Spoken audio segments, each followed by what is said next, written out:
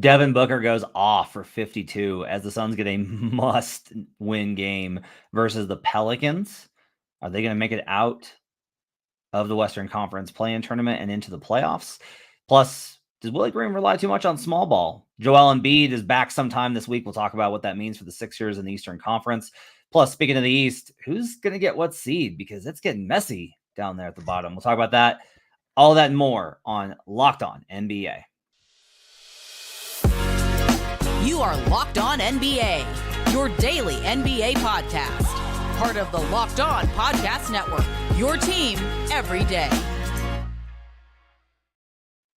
Welcome to Locked On NBA, your daily source for all things NBA from the Locked On Podcast Network, your team every day. Thanks for joining us, making us part of your day, being with us Monday through Friday. We appreciate you being in every day or checking us out with all of our different shows, all of our great hosts. We really appreciate you guys being part of our community. Today's show is brought to you by Game Time. Download the Game Time app, create an account, and use code LOCKEDONNBA for $20 off your first purchase. My name is Matt Moore. I'm the senior NBA writer for the Action Network, co-host of Locked On Nuggets. I'm joined by David Ramil, co-host of Locked On Heat, where both of our teams are battling for playoff positioning in terms of the teams that we podcast about. And we'll be talking about that over the next couple of weeks.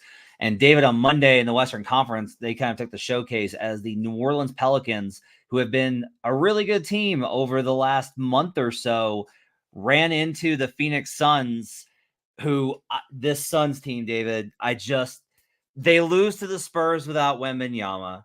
They beat the Nuggets in Denver. They lose to the Thunder without Shai Gilgeous-Alexander. They absolutely annihilate the Pelicans in the first half. By the way, the Pelicans, one of the best first half teams in the league, and they absolutely destroyed them. In particular, a Suns team who has not been a volume three-point shooting team. It's a big problem for them. They're a mid-range shooting team. They took 47 threes in this game, hitting 18, with Devin Booker accounting for 8 of them. Book with an extremely, what do the kids say, the ethical 52. He had 52 points on 19 of 28 shooting, 8 of 16 from 3. Oh, by the way, 9 assists. Absolutely phenomenal game from Devin Booker. Pels did make a run in the third quarter, but the Suns were able to keep it even in the fourth and get out of there with a win. This was a huge win for Phoenix and a dynamite performance by Book, who was able to get wherever he wanted versus the Pelicans defense. Yeah, I think we start the conversation with Booker because he was phenomenal, incredible performance from him. And it was a nice blend of seeing everybody kind of contribute. But, when you have a performance like that, it kind of makes things so much easier. They set the pace really early on. And I think that in contrast to what the Pelicans did, they just didn't have anybody that could match that sort of intensity. And that's a problem with the Pelicans, the way I see it. They don't have the guy that you can go to kind of establish himself and set a pace for the Pelicans, especially when you're facing a great individual performance like Booker's. And so I kind of put the onus on the loss, not just on the overall defense, and we'll talk a little bit more about the small ball trend in New Orleans, but I look at Zion and, you see the final stat line, 30 points. That looks impressive, right? But I think it was kind of an empty statistical production from him. 11 of those points coming in this fourth quarter. I was kind of disappointed that he wasn't really able to establish himself early on. You have to credit the Suns defense and for keeping him out of the paint and making things a little bit more difficult for him. But he just looked like he didn't have any kind of aggression at all early on. And then late in the game, when the outcome was really much decided, it was kind of one of those pseudo comebacks late in the game where they wound up getting to, I think, 13 points, and it was right there. And then a bunch of just ridiculous turnovers, bad shot selection, etc., and nobody really to kind of take over the game. I really like the Pelicans. Like, they're a fun team, right? And they got such great depth. They got a great bunch of players and everything else like that. But you look at that group, and I don't see it with them. Like, they just don't have the final boss that really kind of put them over the edge. And that's, I think, a bigger problem for the Pelicans than anything else. Since the All-Star break, the Pelicans have been doing this thing where they start Larry Nance in the second half a lot. Yeah. And they're playing him a lot. He plays 11 minutes in the second half compared to 8 for JV. And look, JV was on the floor and they got blitzed. And I think if you kind of look at it, yes, the Suns definitely were a problem in terms of their offense, and so the Pels defense was really bad. You can definitely point that out because the Suns put up 74 in the first half, right? Yeah. So yes, the defense was a problem, but honestly, like a lot of it for the Pelicans was also offense, which was getting them in cross matches on the other end of the floor. And that's, getting Booker open opportunities because they're not setting into their defense. Like the Pels in the first half with Zion JV had a 105 offensive rating. That's really low. And this is kind of the problem with them is like they have had trouble with JV and Zion lineups offensively because they clog the space for one another. But the problem is when you put in last year, it was like when you had played Zion and Nance and 3 shooters, those lineups were phenomenal. But now Willie Green is becoming too reliant on them and really playing them kind of into the bone, and they haven't been as effective because like some of the worst defense tonight in terms of the on-court numbers were on Larry Nance. And that makes a lot of sense because Yusuf Nurkic spent a lot of that second half just like tapping at rebounds, like just being bigger than everybody else. This happened with the Thunder too, where for whatever reason, the Pelicans went small versus the Thunder when I'm like, no, you want to go big versus them.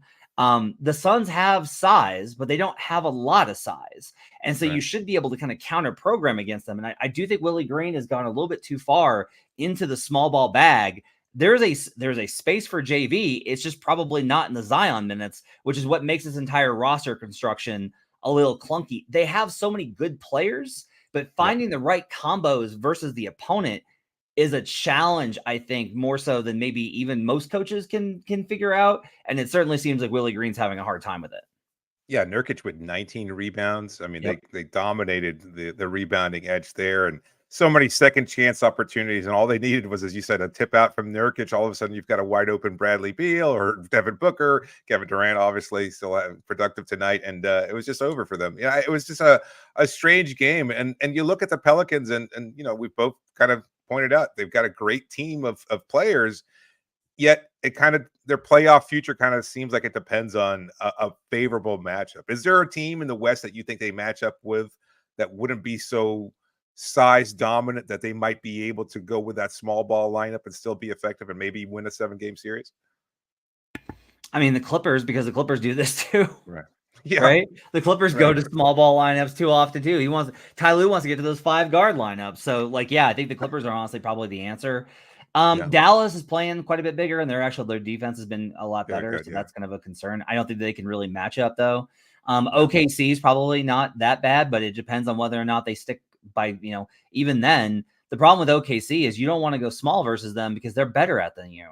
Like you need to play you need to counter program versus the Thunder, not try and beat them at their own game. You definitely can't go small versus the Wolves. You'll just get destroyed on the glass. You can't go small versus the Nuggets. You'll just get destroyed inside and on the glass. So a lot of challenges, I think, for New Orleans. They do have a lot of dynamic guys, and obviously Brandon Ingram, right? That's a big part of this.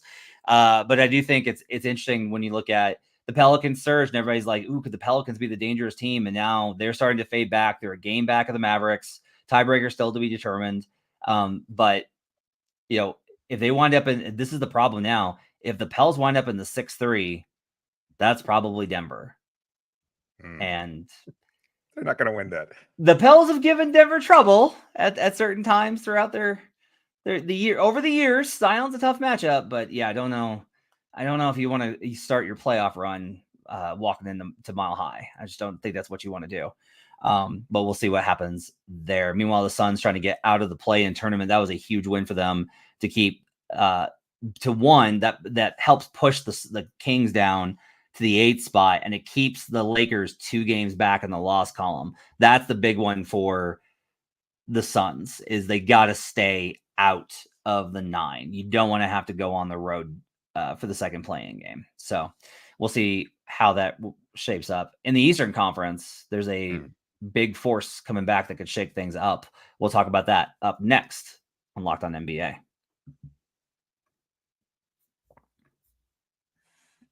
Today's show is brought to you by BetterHelp. Sometimes we all need the opportunity to get something off of our chest, big or small. Certain things in life can really start to get to you. It's important to let that out, especially to someone who's unbiased on your life. So today I want to say how I really feel about something. You might even be thinking the same thing. I was thinking a lot today about how I let things get to me. And this should be no surprise to anyone that follows me on Twitter. I tend to let things get to me from the perspective of I'm doing my annual conversation on MVP. I welcome the discussion, but there's a lot of bad arguments, and those things stick with me and they bother me because I'm like, I don't care who you want to vote for. There's a reason to you can make an argument for about 6 guys, and I can be like, okay, I don't agree, but that's a good argument. There's so many bad arguments, but you know what? That's not my problem. It's not my problem that other people have bad arguments. I gotta let that go, and that's why I need therapy. Therapy can be different for everyone. Most of us have bigger problems than our favorite sports team, and it's important to get things off your chest every once in a while. If you're thinking of starting therapy, give BetterHelp a try. It's entirely online, designed to be flexible and suited to your schedule. Visit BetterHelp.com to get 10% off your first month. That's BetterHelp, HELP.com/LockedOnNBA. We'll be right back on Locked On NBA.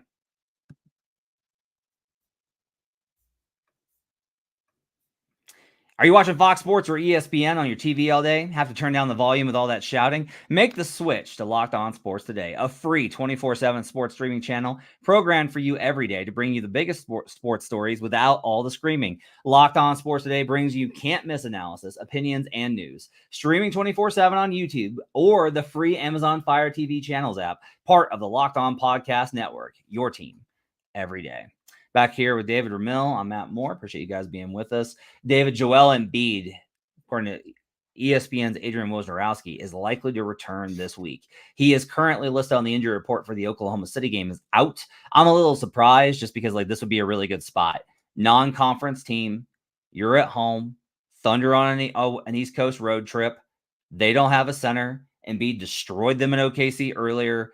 Not going to have to deal with a lot of physical contact from Chet Holmgren. I thought this would be a pretty good spot, but it does sound like it's more likely to be maybe Thursday versus the Miami Heat. But Embiid's coming back. Is it too little too late for the Sixers?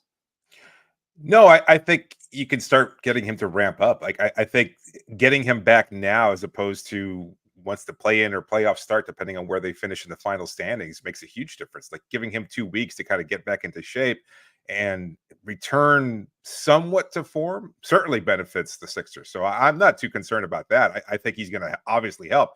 I just don't know what version of Embiid we'll get. And I think that's a bigger concern. And we talked about this on Locked On Heat earlier, kind of previewing that Thursday matchup that you hinted at. And look, he's going to come back. He's not going to be in game shape. So the expectation that he's going to return to the MVP form that he was at earlier this season is ludicrous. Like he's not going to be there. And so he's going to be at what, 60%?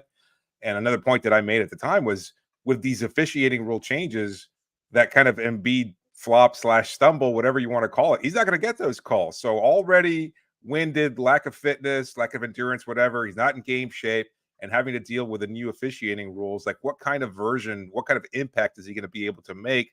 It's going to take some time for him to get some footing. And so that's why these 2 weeks before the end of the season, I think, are crucial for him and for the Sixers. So I am more optimistic on Embiid, I think, than just about anybody. And one of the reasons is ESPN's Tim Bontemps reported on last Friday's Hoop Collective that he was going to travel with the team, and he did. He was on the bench for these games over the weekend on the road. And basically Bontemps said that at any point he could walk in, give the thumbs up, and then just play. The fact that he's at that point not playing, to me, indicates that when he is coming back, he's not coming back because he's got to. There are guys there's a lot of situations like that, right? Where it's like, look, I would sit out in most situations, but we got to win this game. That would be really honestly, it would be irresponsible for him and the Sixers and his medical staff and their medical staff to allow him to do so. No, he's coming back from a major procedure. It sucks that he won't be there for a must-win game, but you can't do it. They're not in that spot. It's just more of he is ready to go. And so the fact that even that he's not coming back on Tuesday is, to me, encouraging of okay, it really is going to be on a timeline that he's comfortable with. And I think that that's a big step forward. I think that's pretty positive.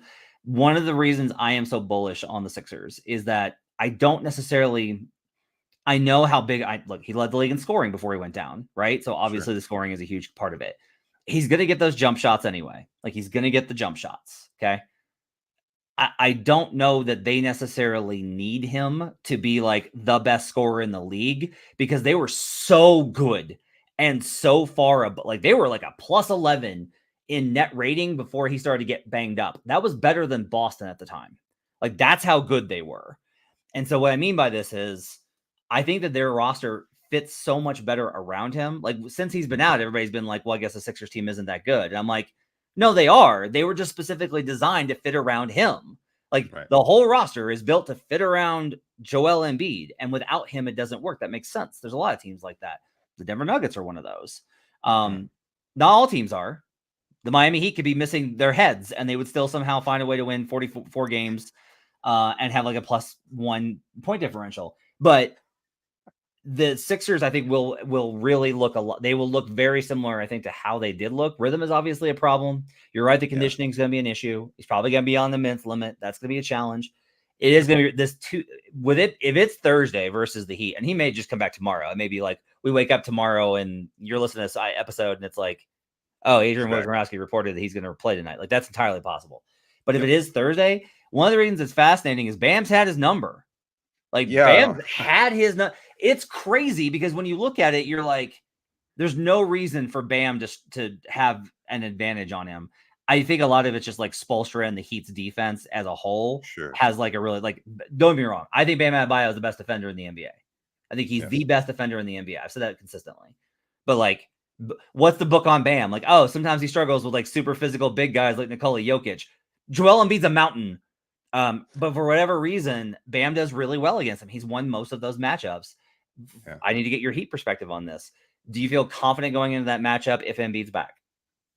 I think so. Because again, for all the reasons we just listed, like I don't think this is going to be the optimal version of Embiid. And because Bam is so physical, because he can get that kind of leverage against Embiid and challenge him and make shots difficult for him. Like he's not, Embiid is a hell of a shooter. And he just doesn't, he's not at that same level that Jokic is to me. Jokic, excuse me. And so I think that's like Jokic clearly is a, you know, he has Bam's number for despite the low production in their most recent, game, etc. 12 points. Everybody wants to point to that. Now, that was Jokic's choice not to shoot as often as he did. And Embiid, I don't know. I think he kind of withers in the moment. Maybe he's gotten past that. I don't know.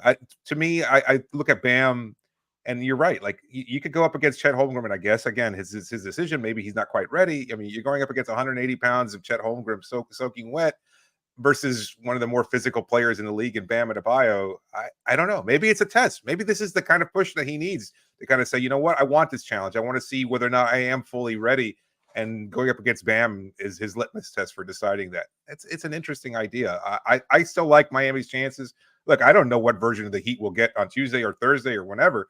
They keep going back and forth. They beat Portland by 60. They lost to the same Pelicans team a couple days earlier. They're all over the place. So they could win. I still like the idea of them being able to match up well with that Sixers group, but it could go either way. And I know that's vague and I hate saying it, but that's just the reality.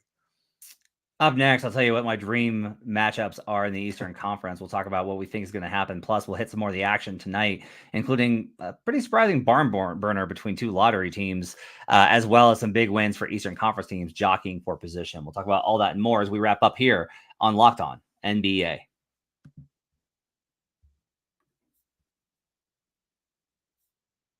It's almost concert season. I'm very excited. Concerts in Colorado are absolutely amazing, and I'm very excited to go to all of them. And the best way to go to those things is on Game Time. NBA playoffs just around the corner. NHL playoffs around the corner. MLB has started, right? You want to get in the ballpark. Best way, open up Game Time. I promise you're going to look at these prices and be like, oh, wow. Okay, yeah. They will show you the all-in prices, so you're not going to get shocked by the fees and all those kind of things. You know what you're going to have to pay for. They give you a view of the seats in the app, so you're going to know exactly what the view looks like from your spot on it. They've got last-minute deals. You save up to 60% off buying last minute for sports, concerts, comedy, theater, etc. There's a lot of times when it's the weekend and I'll be like, we should go do something. You open up Game Time, you're going to find something that you want to go to. Flash deals. You can save even more with exclusive in-app deals on select seats ahead of the game or event. They've got a lowest price guarantee, or Game Time will credit you 110% of the difference. And they got the Game Time ticket coverage. Your purchase is covered with the most flexible customer service policy in the ticketing industry. Take the guesswork out of buying tickets with Game Time. Download the Game Time app, create an account, and use code LOCKEDONNBA for $20 off your first purchase. Terms apply. Again, create an account and redeem code LOCKEDON NBA for $20 off. Download the Game Time app today. Last minute tickets, lowest price, guaranteed. We'll be right back on Locked On NBA. Final segment here on Tuesday with you on Locked On NBA. So, David, elsewhere in the association tonight, the Indiana Pacers get a laugher of a win versus the Brooklyn Nets. They win 133-111. I just want to take a very quick moment. Miles Turner, by the way, got hurt in this one. He hurt his finger, did not return. I want to take a quick moment and just be like, I like Sean Marks. I think Sean Marks has actually been a really good GM. I think he's dealt with a lot of nonsense that wasn't his fault. I think the Kyrie situation and the Kevin Durant, it was like Joseph Tsai. Like, if those guys say they want to come play for you and Joseph, your owner's like, heck yeah, then you got to make it work. And those two guys were not able to make it work. He had done a lot of good things prior to that. I have a lot of faith in him long-term. This is a very tenuous situation because I have not seen any team quit as much as the Brooklyn Nets have over the last 3 weeks. That includes the Spurs. That includes the Wizards. Okay. Yep. The Wizards are a team that I literally think that we should exclude the MVP candidates numbers against them. Like, Jokic has 42 against the Wizards. That shouldn't count towards his point total. Like, remove that. Like, what are these guys' point totals and stats in non-Wizards games? They are trying more than the Brooklyn Nets.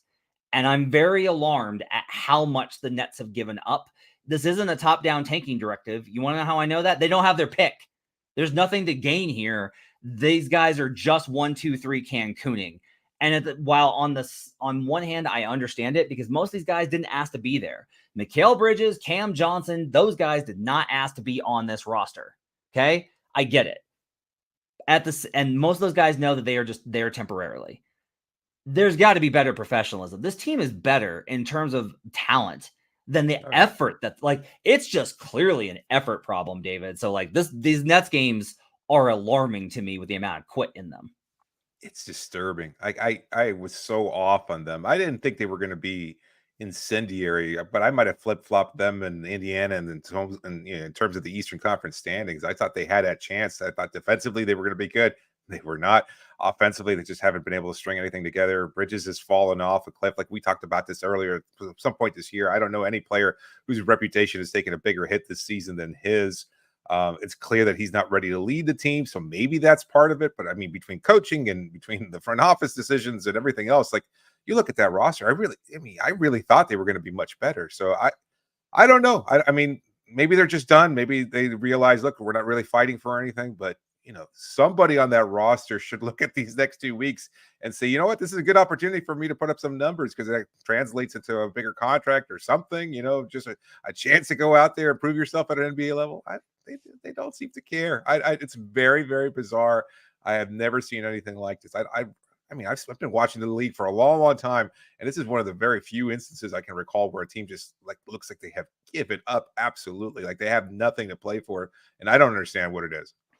Tyrese Halliburton, 27 points, 13 assists in this one, shot 9 of 15 from the field. That's promising because Hallie has been struggling from the field. So that's actually pretty good for the Indiana Pacers, who are desperately trying to stay ahead of, the Miami Heat, who are tied with them in the loss column, as well as the Sixers 2 games back.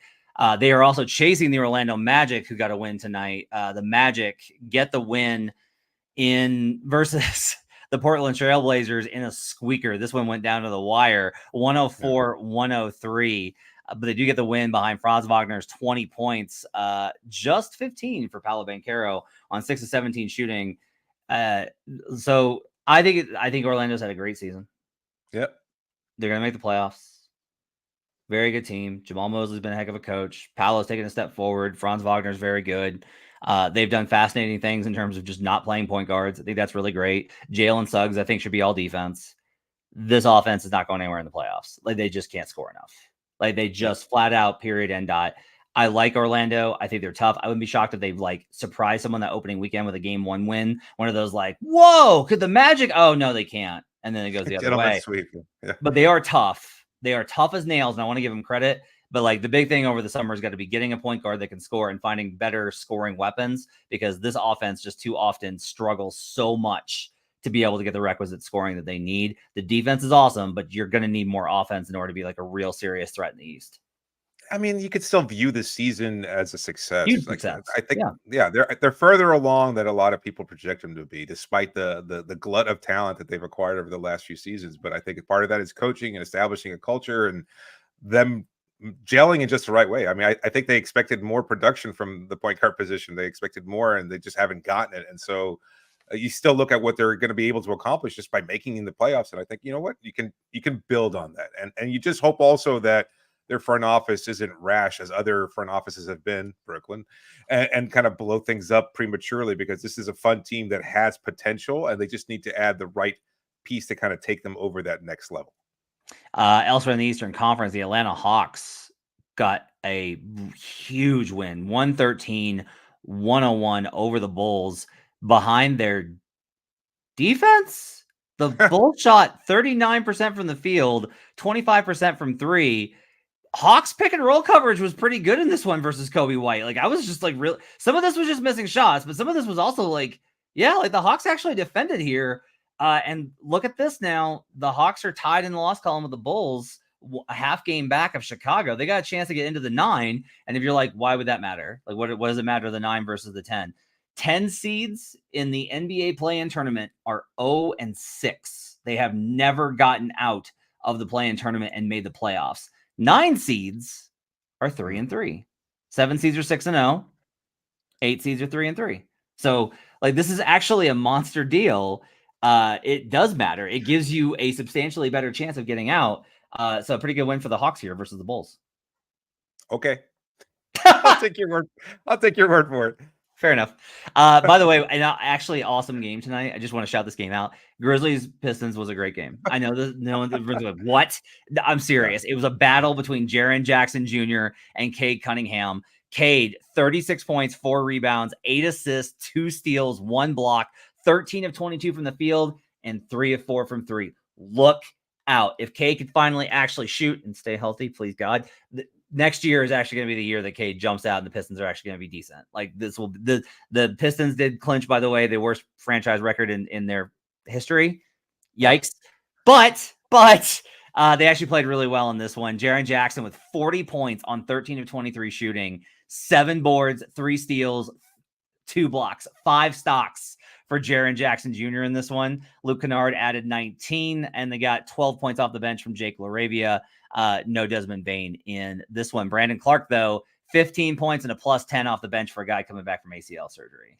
Shout out, That's Brandon great Clark. to see. Yeah, All it's right, great to see him. Get those Cade Cunningham prop bets in for 2025 All-Star, right? I think that's a good possibility. Let's go hit the button on FanDuel. Let's talk about the Eastern Conference here. So as it stands, we'll kind of break, we'll separate out. Cavs are fine. Knicks are fine. They're at 30 losses. 33 is where the Pacers are. Yeah. Magic at 31, Pacers 33, Heat 33, Sixers 35. Okay, Bulls are not catching them. They're at 40. What is your projected finish for 5 through 8 in the Eastern Conference? That is tough. Look, I will go first if you need me to. No, the Heat take on the Knicks tomorrow. They take on the Pacers on Sunday. So there's a lot of possibility there. My feeling is that Orlando drops. I think the Pacers wind up going up to the 5th seed. Okay. I think Orlando drops to the 7th. I think Miami advances to the 6th. And I think Philadelphia stays pat at 8. But again, it's so tightly contested there. My feeling is that it really could go in many different options. But that's how I have it. Pacers, Heat, Magic, Sixers. Okay, I will go Magic, Sixers in the 6. Whoa, leapfrogging. Heat in the 7. And I think we're going to have a play-in tournament game of Pacers versus Bulls. Oof. And I will tell you, here's like genuinely how I feel. I am so looking forward to the Indiana Pacers in the playoffs, and I have this nasty feeling like they're going to get knocked out. Yeah. Like, I'm so excited to watch them. They've been a really fun team this season. I think they're better than their record. I actually love a lot of the actions that they run with Pascal Siakam. Like they run a lot of really cool stuff, and a lot of it's been like Siakam's here, but then Hallie got hurt, and then Hallie came back, and he wasn't any good. The schedule was tough. Like it's just been bad timing for them to put it all together. I think this team could genuinely make some noise in a first round series and push a team, but they got to get out. And I'm concerned that we're going to get stuck with Celtics Bulls or Celtics Hawks in the first round. And I'm just going to be like, well, that's a series I'm not going to bother watching. Like, I'm very concerned that we're going to wind up with that kind of a situation. I will say that I think there is zero chance the Miami Heat miss the playoffs. And I do think when I looked at the schedules, the Pacers have an easy this week and a hard next week, but they have a hard next week versus teams that are still going to need wins. It's not like they're playing like Boston, who's just going to coast, right? They're just like, whatever, we're locked. So the Sixers, on the other hand, have like a tough week versus the Thunder and Heat, and then it gets easier. So I actually think that the Sixers are gonna actually surge back up with Embiid, capture the 6th seed. I would say Miami, but Miami has a nasty habit of being like, we're gonna beat like a really good. Like I would not be surprised if Embiid comes back and they beat the Sixers and then they lose to some random. Like that's just who Miami has been all year. Back to back the next day against the Houston Rockets, who have been surging on their own on Friday. Again, the Pacers on Sunday, and then they got the Dallas Mavericks a couple of days after that, and then a 2-game set against the Toronto Raptors, who will probably be dead in the water at that point. So who knows? I mean, it really could go either way. You know what? I'm curious that you mentioned the Pacers getting knocked out, because my concern, and we've talked about this on Locked On Heat, is that the Pacers are such an electric offense, and that's the kind of volatility that makes a play-in game so dangerous. Like I would not, as a Heat, I would not want the Heat to go up against the Pacers in a play-in game. I wouldn't want any team to go up against it, because it just feels like they could go off for 140 like that, and that's what will propel them out of it, and that's what will make them an interesting first-round matchup. So, but I mean, they could just easily falter, I guess, is your perspective. Maybe. I think that the Bulls. It depends on Hallie. Like this game against Halliburton is actually notable to me, because like Hallie some nights just can't hit anything, and like I like a lot of their sequences, but then late in games they don't have the ability to close because Hallie just can't get the separation the way that he used to. So it'll be really interesting to see. These races are fascinating. There's so much to decide in both conferences. We only have 1 seed locked up. We're only going to have 1 seed locked up for a long time.